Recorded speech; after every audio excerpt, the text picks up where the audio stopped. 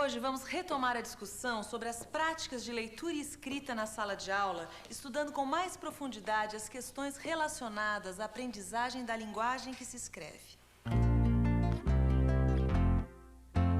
A língua varia em função dos seus usos. É assim, a língua que a gente escreve é diferente da língua que a gente fala.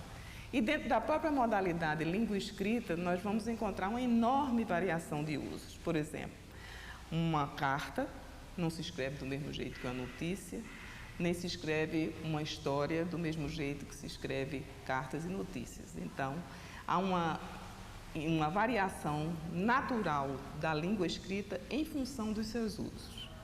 E que uma das questões cruciais na aprendizagem da língua escrita seria exatamente, por parte do seu usuário, apropriar-se desses diferentes usos da língua. Na vida prática, na vida em sociedade, muitos adultos e crianças estão naturalmente expostos a um dia a dia do qual esses textos fazem parte. Quer dizer, eles interagem com essas formas de linguagem no seu dia a dia, seja escutando, seja produzindo, seja lendo, seja escutando alguém ler. A grande questão é como vamos, na escola, produzir situações de aprendizagem que tragam esta vivência social para dentro da sala de aula. Através da leitura, os alunos entram em contato com toda a riqueza do mundo da linguagem escrita. Quando os alunos ainda não sabem ler, é o professor quem realiza as leituras, emprestando sua voz ao texto. Mas sem esquecer que ler é diferente de contar. Ao ler uma história, o professor deve fazê-lo sem simplificar, deixando claro que o que foi lido é o que está escrito no livro. Assim, as crianças vão diferenciando a linguagem falada da linguagem escrita.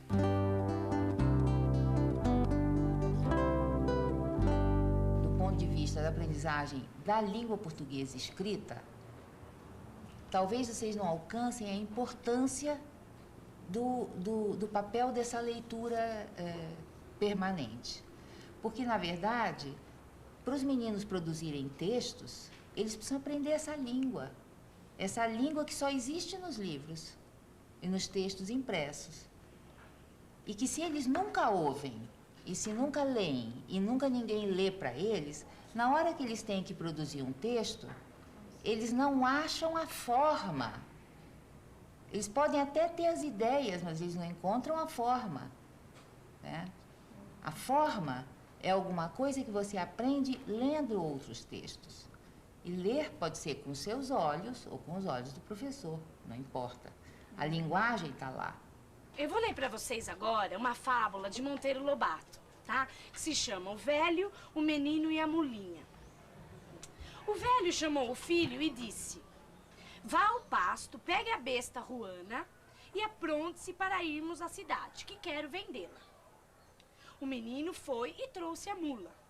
Passou-lhe a raspadeira, escovou-a e partiram os dois a pé, puxando-a pelo cabresto. Olha a trempe de 3 burros, 2 de 2 pés e 1 de 4. Resta saber qual dos 3 é o mais burro. Que despropósito! Será promessa? Penitência? Ou caduquice?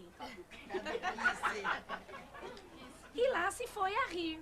Hoje eu vou ler para vocês a crônica do Paulo Mendes Campos, O Médico e o Monstro, da coleção Para Gostar de Ler, que eu já comentei com vocês.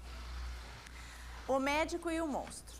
Avental branco, pincenê vermelho, bigodes azuis, eilo, grave, aplicando sobre o peito descoberto de uma criancinha um estetoscópio. O avental, na verdade, é uma camisa de um homem adulto, a bater-lhe pelos joelhos. Os bigodes foram pintados por sua irmã, a enfermeira. A criancinha é uma boneca de olhos cerúleos. Certo dia, a lua cheia olhou para as estrelas no céu, que eram fininhas e magras, e começou a sentir-se muito gorda, desajeitada e feia. Ficou tão triste que nem queria mais olhar-se no espelho d'água, que é feito dos rios e mares, para não ver aquela bola que era ela. Nenhum planeta, nenhum satélite, nem o Sol, nem mesmo as estrelas conseguiam fazer com que a Lua compreendesse o quanto era única e amada. É ouvindo contos que os alunos vão desde muito cedo se apropriando da estrutura da narrativa, das regras que organizam esse tipo particular de discurso. E é este conhecimento que lhes possibilita compreender outras narrativas, lembrá-las e reproduzi-las com fidelidade.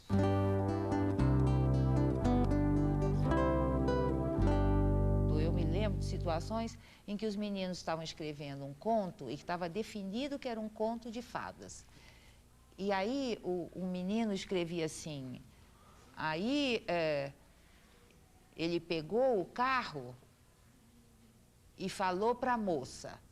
Aí o outro dizia assim, não, isso é um conto de fada. Ele pegou a carruagem e falou para a donzela, certo? Não é assim que se escreve. Então, esse sentido do que é que faz parte de um conto, do que é que não faz, eles aprendem desta forma, com uma capacidade de analisar no uso. Era uma vez uma jovem que tinha pele branca como a neve, os lábios vermelhos como o sangue. O nome dela era Branca de Neve. Ela tinha uma madrasta muito má e perversa. Ela queria ser a mulher mais linda do mundo e pediu para o caçador real matar a Branca de Neve. Quando ele chegou no meio do caminho, ele não teve coragem de matar a casinha dos 7 anões. Ficou lá por uns dias trabalhando. Quando a madrasta ficou sabendo que ela estava viva, ficou muito nervosa, se transformou numa velhinha e foi até a casa dos 7 anões oferecer a maçã envenenada para ela. Hoje a gente vai discutir que atividades a gente vai estar planejando, onde a gente pode, com as crianças que ainda não escrevem convencionalmente, elas possam mostrar o que elas já conhecem a respeito dos textos. Quer dizer, mesmo sem saber escrever convencionalmente, que ela já domina a linguagem escrita. Quer dizer, de tanta gente, elas terem acesso, vocês leem diariamente, elas escutam textos, elas levam textos para casa para serem lidos, elas têm um repertório que possibilita que elas produzam textos antes de escrever convencionalmente. No meu grupo, a gente costuma ler muitos livros, muitas histórias, as crianças costumam contar umas para as outras. Então, surgiu a ideia de contar uma história para um outro grupo de crianças aqui da creche. E cadê a chuva? O boi bebeu. E cadê o boi? Tá atrás da vaca. Cadê o príncipe? Quebrou o pé. E cadê o pé? Chutou a bola. Para uma pessoa, uma criança que nunca teve a oportunidade de entrar em contato com esses diferentes tipos de texto, uma primeira aproximação com esses textos pode parecer um contato, digamos assim, com uma língua estrangeira. Né? Mas as línguas estrangeiras se aprendem, e aqui a expressão língua estrangeira é simplesmente para denotar ou acentuar, enfatizar a diferença que há de uma modalidade oral, por exemplo, para uma modalidade escrita. Era uma vez 3 porquinhos que viviam em uma floresta, que gostavam de vários bichos, menos do lobo mau, que vivia tentando pegar os 3 porquinhos. Um dia, o Plástico, o porquinho mais esperto, teve uma ideia e disse: irmãos, venham aqui, vamos construir casinhas. O Heitor foi lá e construiu a dele de madeira. O Cícero foi lá e construiu a dele de palha. Ele falou: eu vou soprar até essa casa se derrubar. Ele soprou e a casa derrubou. O irmão foi correndo para a casa do segundo porquinho. E o lobo viu uma chaminé. Ele botou fogo lá na panela.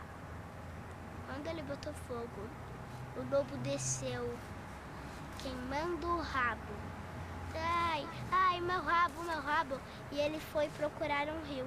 E os porquinhos e os bichinhos da mata viraram felizes para sempre.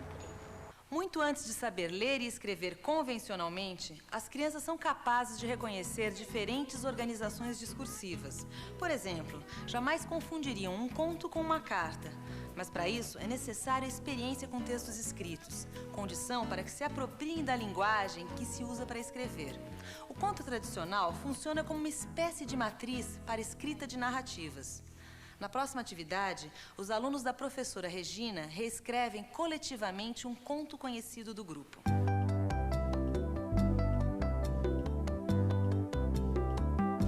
Gato e o diabo. Isso. E o começo? Meu caro Steve. Meu caro Steve. Estou te mandando um gatinho recheado de bombons. Pessoal, e aí? É o Gato e o Diabo ou o Gato de Bill Jensen? O Lucas falou, talvez você não conheça a história do Gato e o Diabo. A Marisa está dizendo para colocar, talvez você não conheça a história do Gato de Bill Jensen. Ah, vai ter 2 Bill Jensen, não vai ter gravação. Como é que a gente coloca, então? Assim, ó, não pode mudar umas palavrinhas, tem que ser tudo igual do livro. A gente pode falar tudo. Pode mudar umas palavrinhas ou não? Pode. A gente também pode escrever e depois ver como é que fica e se quiser pode mudar?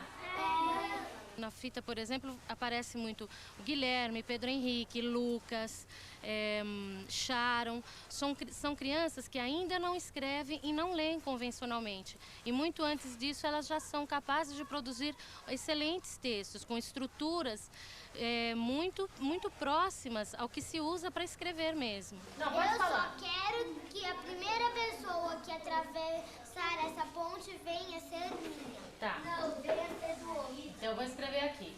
Eu só quero que a primeira pessoa que atravessar esta ponte venha a ser minha.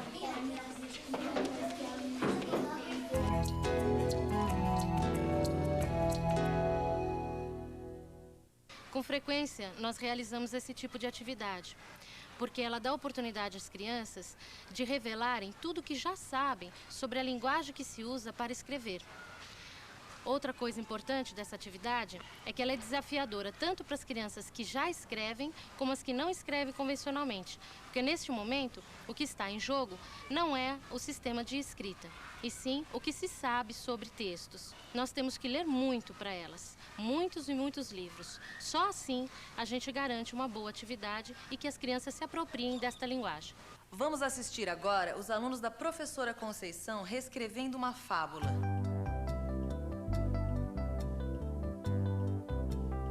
Nós recontamos a história, né? Esta fábula que é o galo e a raposa, né? Vocês recontaram, cada um fez uma parte, relembrou uma parte da história, né? E agora nós vamos fazer o quê? Nós vamos reescrever. Nós já combinamos nas duplas, né? Nas parcerias aí, quem vai ditar e quem vai escrever.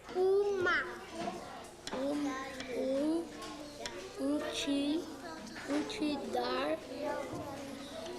Olha, o galo e a raposa o galo estava no galho quando a raposa chegou mais perto que eu quero te dar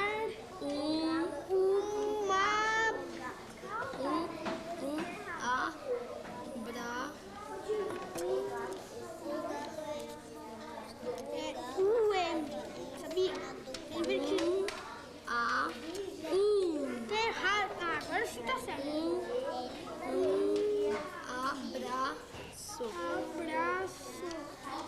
mesmo cuidado que Ari Sharon tem no uso da linguagem escrita ao reescrever a história dos 3 porquinhos.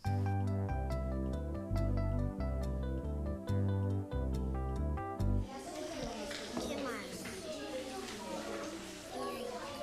Não conseguiu. Então tentou ir pela chaminé. O lobo assoprou e a casa derrubou. Então eles correram até a casa de seu irmão, que era de tijolos.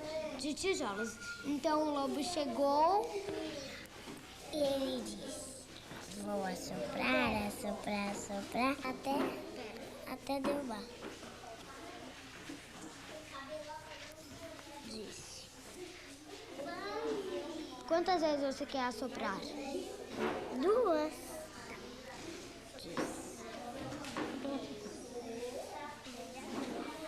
Então vai lá. É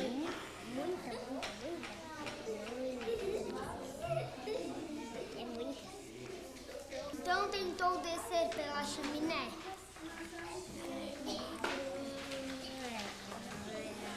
Vou assoprar até sua casa derrubar, mas não consegui. Então tentou descer pela chaminé. Ficou ruim. Não, ficou ruim aqui. O que aconteceu aí, Yara? Olha, Fala pra ela. chaminé, é mais eles. Então. Tem muito então? Deixa eu dar uma lidinha. Então o lobo chegou e disse: vou assoprar, assoprar até a sua casa derrubar. Mas não conseguiu. Então tentou descer pela chaminé. Então ele... O que você vai fazer? Vai dar um então e vai colocar o mais? Pode ser isso? Pode ser mais.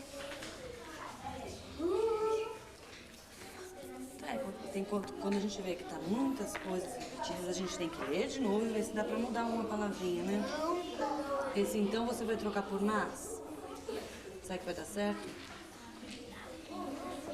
Descer pela chaminé. Mas eles acenderam um fogo, o lobo caiu no fogo e saiu voando como um foguete. Pera. Vírgula?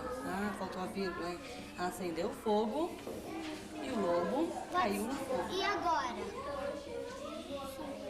Os 3 porquinhos e eles viveram felizes para sempre? Foi isso? Então vai. Como vocês puderam observar, foram solicitadas várias tarefas para as crianças. Elas tiveram que recuperar os acontecimentos das narrativas, utilizar a linguagem que se escreve, organizar junto com os colegas o que queriam escrever, controlar o que já tinha sido escrito e o que faltava escrever. Ao realizar estas tarefas, as crianças estão aprendendo sobre o processo de composição de um texto escrito. Ao planejar uma atividade, é fundamental o professor considerar as características de seu grupo.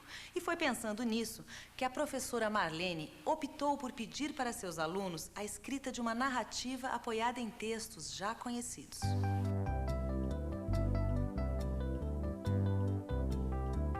Como eles não conheciam também contos de fadas, só alguns alunos que conheciam alguns contos. E para misturar, eles teriam que conhecer muito bem vários contos, né? Então nós começamos um trabalho de separar na classe primeiro todos os contos que nós tivéssemos, para que ficasse à disposição de todos. Depois nós fomos para a biblioteca, localizamos todos os livros de conto de fada para que todos tivessem acesso, para que eles, na hora de ir buscar os livros na biblioteca, fosse mais fácil de encontrá-los. E iniciamos então um trabalho muito intenso de leitura. Eles levavam os contos para casa, liam em sala, eu lia para eles, comentávamos sobre os textos, até que chegamos à produção do texto, então misturando vários contos. Era uma vez uma menina chamada Chapeuzinho Vermelho. Ela morava na floresta e tinha uma casinha pequenina. Certo dia ela estava brincando na floresta com os 3 porquinhos. Aí de repente a mãe do Chapeuzinho Vermelho a chamou para levar uns doces para a vovozinha que estava doente. A Chapeuzinho Vermelho falou: tudo bem mamãe, eu levo, mas os 3 porquinhos podem ir comigo? E a sua mãe falou: pode sim, mas só se você for pelo caminho de terra. Chapeuzinho Vermelho disse: tudo bem, mamãe. Aí eles foram andando e apareceu um lobo. E o que o lobo fez? Esse lobo.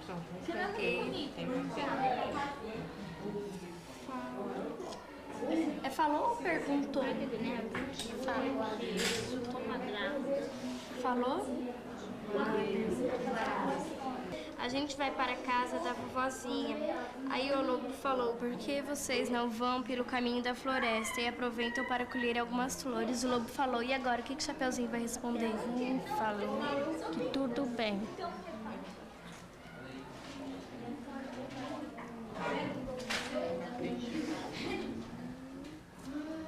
Falou. Aí o Chapeuzinho falou que tudo bem aí. Os textos que existem no mundo têm diferentes formas, fazem parte de diferentes gêneros que se constituem a partir do uso. Vamos rever o depoimento da professora Valéria quando ela nos explica como o ato de escrever ganhou sentido para seus alunos. Eles têm muito medo de escrever, eles acham que sempre vão errar. Então, quando eu comecei a definir um gênero com eles, quando eu comecei a ler para eles os textos informativos, eu percebi muito interesse. Então, eu propus para que a sala escrevesse todas as informações que eu trazia, né, cada dia, para uma outra sala de primeira série. E foi muito bem aceito pelo grupo. Então, eu comecei a perceber a partir daí que quando a gente começa a definir o gênero, quando a gente escreve para alguém, quando a escrita da criança tem uma função, eu acho que a criança começa a observar e começa a escrever com outros olhos. No jornal, encontramos grande variedade de textos com diferentes graus de complexidade. Apesar de ser produzido para leitura adulta, é um excelente material para aprender a ler, porque, entre outras coisas, tem o poder de trazer o mundo para dentro da escola.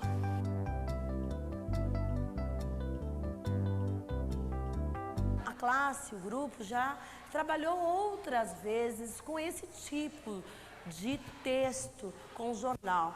Então, assim, a gente está trazendo para eles a familiaridade com esse tipo de texto.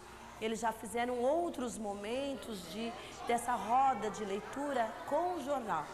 O grupo escolheu uma notícia de esporte, que é uma das coisas assim, que a gente viu assim, que está aparecendo na televisão, né? E no rádio. E é uma coisa assim que eles se interessaram na questão da Olimpíada. E é uma notícia que eles têm um interesse. A ordem não dormir a partir de hoje. Os Jogos decidem iniciar a maratona de competições, 2 canais abertos e 2 pagos na TV brasileira. Café no bule, controle remoto na mão. Nós vamos reescrever essa notícia nas duplas. As Olimpíadas de Sydney. Esqueça as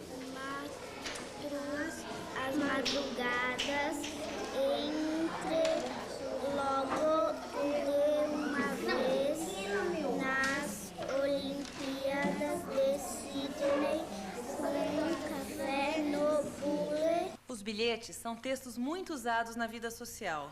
Na vida escolar não é diferente. A escrita de bilhetes é uma prática recorrente na sala da professora Márcia. Na atividade que iremos assistir, ela articula a escrita de bilhetes com a produção de texto ficcional.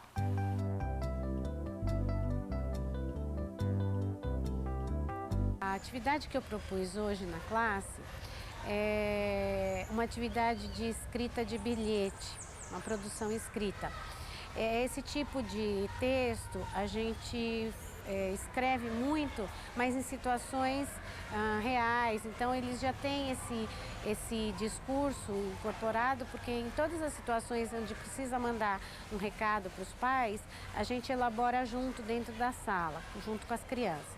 Só que hoje eu propus para eles, dentro do nosso projeto, dentro da leitura que eu estou fazendo com as crianças, que é do livro As Bruxas, escrever um bilhete avisando o personagem da história do risco que ele está correndo, para que ele se prepare, né?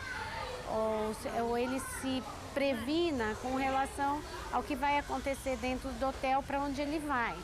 Amigo Renato, certo?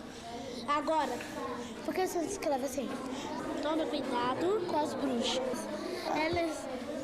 Porque elas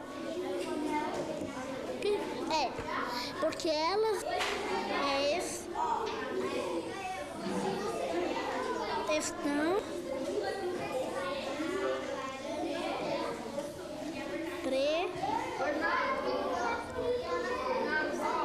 preparando a fórmula 86 para fazer ratos. A fórmula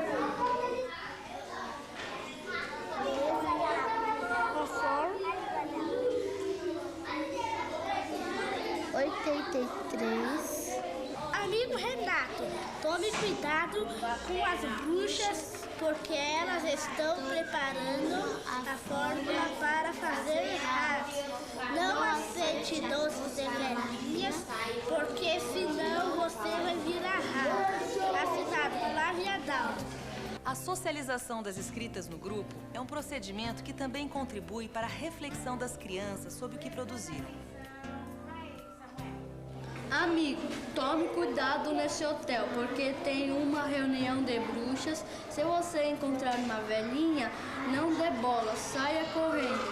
Se ela te pegar e te dar um doce, não aceite. Fale que você já tem um monte na sua casa. Tome muito cuidado. Essas bruxas estão inventando uma fórmula 86 de ação retardada para fazer ratos. Quando você sair da sua escola e você achar uma velhinha na frente do portão... Na classe da professora Clélia, um grupo de crianças escreve as regras para a brincadeira Pula Elástico, um texto instrucional que tem como característica orientar as ações do leitor.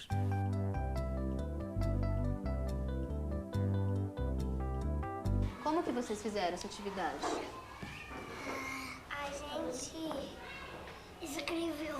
Quem escreveu? Quem escreveu? A Maria. A Maria? E a Kiara um pouco. A Kiara também escreveu um pouquinho? Essas letrinhas pequenininhas são da Kiara. E a Maíra? A Maíra ficou as letras. Você falou as letras? É? E estavam faltando. As letras que estavam faltando? Aqui. Você leu também? Então agora você vai contar como é que a gente faz para brincar. Ai, gente. Então você vai ler aqui, você vai ler a brincadeira do elástico. Como é que é a regra? Pula elástico. O elástico se pula assim. Você pega o elástico e arranja você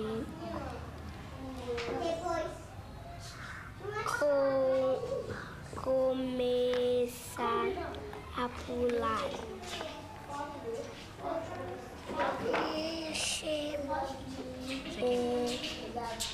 Podem furar a fila. Aqui, ó. Você parou aqui, ó. Furar a fila e... Ficar na frente. E aqui? Essas são as regras. Neste programa, vimos que para aprender a produzir textos, é preciso aprender um outro tipo de linguagem, a linguagem escrita. Assim como os indivíduos podem se apropriar de uma outra língua, mais natural ainda ele poder apropriar-se de diferentes usos da sua língua, né? A questão que se coloca aí é a oportunidade que ele vai ter de usar essa língua na escola, né?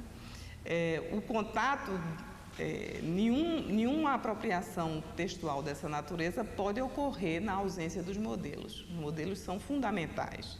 E é daí que a gente coloca a importância da prática usual da leitura em contextos significativos para a criança como um dos mecanismos fundamentais de incentivo à produção textual na escrita.